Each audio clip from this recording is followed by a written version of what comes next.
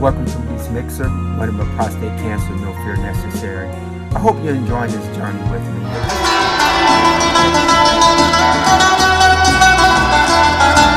This is the week I call least productive week of the year.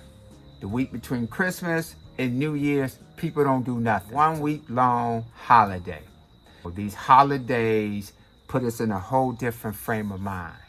And then once the new year turns, we in a new frame of mind that, hey, we're gonna do it different. We're gonna do it better than we did last year. Fall right back into some of our old cycles, some of our old habits. Love this week here because this is the week I can just kind of focus on setting my goals, things that are new year, just kind of work on my plan.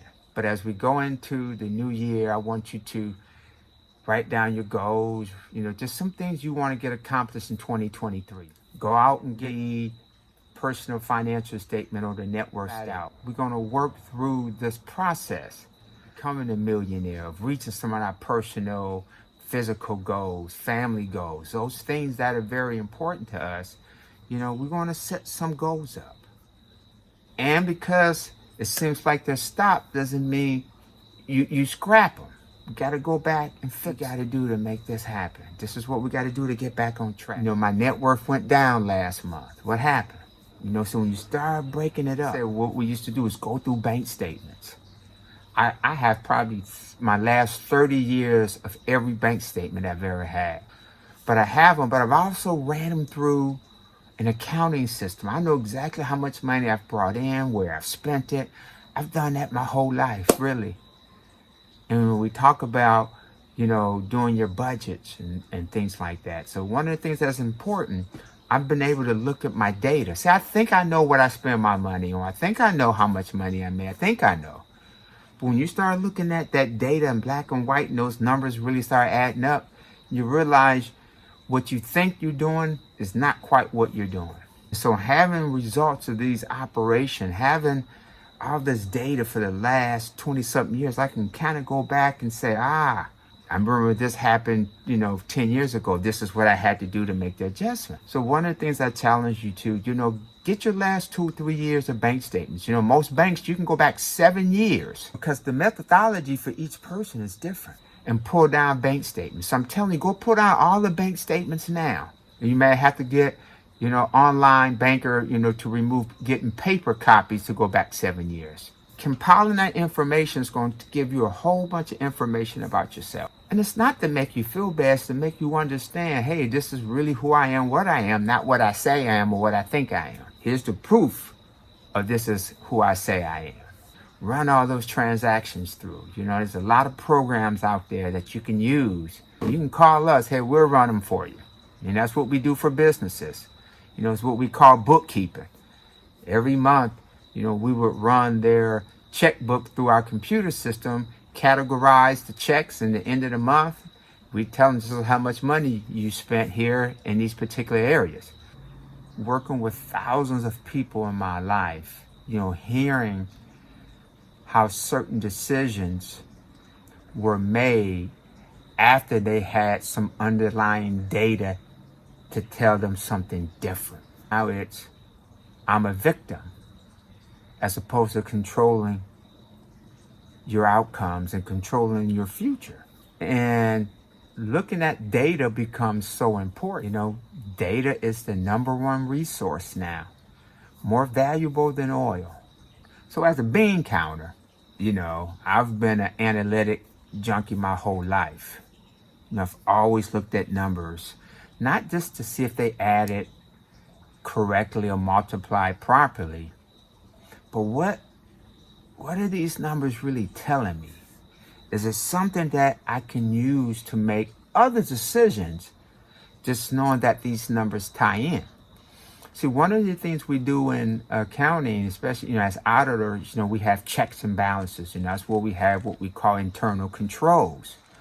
These controls don't eliminate, but they reduce risk, prevent the results of the operation not providing proper data. See, what's important is to have good data, because once we have good data, now we can put this data into these different formulas that tells us, hey, this is what's happening. Because the value of inventories is telling you how much dollar value you have in there. But knowing how fast it turns over, it's telling you how well you're performing, how your cash flow it's working. It tells you so much more information. These goals become more than the end indicator. That's why sometimes I believe we miss the mark. Not that we miss the mark, we stop. Because it's like, well, I've blown it, so it's over. Oh, that's where we have to come in and make the adjustments. Why am I off? We can make adjustments, stay in the game longer, and reach these goals. Do this personal net worth statement, where we are a good CEO of our life. That's how CEOs are measured, by increasing values of the companies that they're running. And so I just apply some of those same principles. I've seen a lot of millionaires just kind of apply those principles to their lives and to their business. And when those two come together, now they have a smooth transition. One of the things in the valuation world we talk about is the business objectives lining up with the owner's objectives. Those two need to be kind of running parallel. They don't have to be equal, but they need to kind of be running in some similarity and some fact. Otherwise, one is not going to reach the other because they're going in two different directions. And how we apply these principles to our lives, to our goals, things that we want to accomplish, becomes very important. So as we set these goals, and if we, measure ourselves, as we weigh ourselves every day, and you see, hey, I'm getting heavier and heavier, so I just stop. Well, maybe let's look at what we're doing or what we need to change, as opposed to looking at the result. So I think we look at the result too soon and not dig into the detail to really find out what's happening. What they say, the devil's in the detail. So we got to get into the details to really understand how to make the adjustments so we can reach our goal. We're not looking at these indicators just telling us where we're off. Once we know where we're off, we can make those adjustments. And adjustments are different for everybody, even if they're doing some of the same things. If some of us trying to get our net worth to $1 million, certain adjustments for one is going to be different than the others. Even at this stage of the game, they at the same $500,000 net worth and they're trying to get it to $1 million. The formulas to get to $1 million for each different. So they both set this goal to be a millionaire at the end of the year. They're watching it every month. And one is going down, one's going up. The one that's going down just says, forget it. If they go in and look at these other indicators, just telling them what's off, they can get back on track. And the one that is going up should continue to look at those indicators, because eventually those indicators change and turn around and you start going down. So it becomes very important that we understand these indicators. I got the data in front of me. So go get your bank statements, run them through a computer system. If you need some help, contact us. We'll be glad to help you, compile this data for you. So again, thanks for tuning in to Moody's Mixer. Look forward to seeing you again next week. God bless.